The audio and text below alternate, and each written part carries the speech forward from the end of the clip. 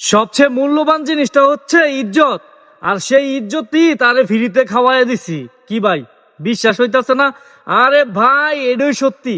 স্ক্রিনে দেওয়া যে ভিডিওটা দেখতাছেন না, এ আপু নতুন কইরা ভাইরাল হইতে আইছে, বুঝছেন? এখন মনে করেন ভালো কথা কইলে তো পাবলিক খাইতো না, এখন যদি একটু নোংরা কথা বলে তাইলে তো পাবলিক এটা আবার বেশি করে খায়, বুঝছেন না?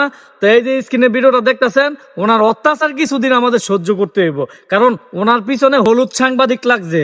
সোশ্যাল মিডিয়াটারে মনে করেন আজ্ঞা ছড়ায় লাইব। এই অত্যাচার কিছুদিন আমাদের সহ্য করতে হইব, কিচ্ছু করার নাই।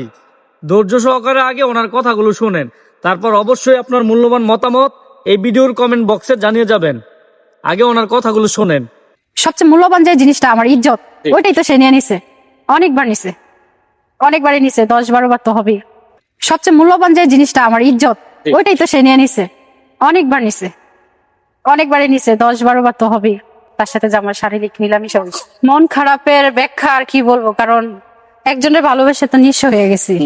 এখন নদী ছাড়া তো আর কোনো কুল কিনারা দেখতেছে না। নদীর মতোই আমার জীবনটা হয়ে গেছে এলোমেলো।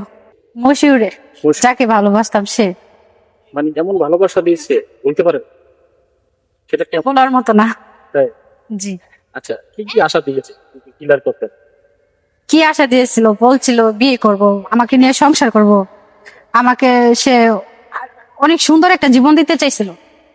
তাই এই জীবন দিতে চায় সে, তো আবার জীবনটা আমার ধ্বংসের মাঝ রাস্তায় আবার ধ্বংস করে হয়ে গেছে।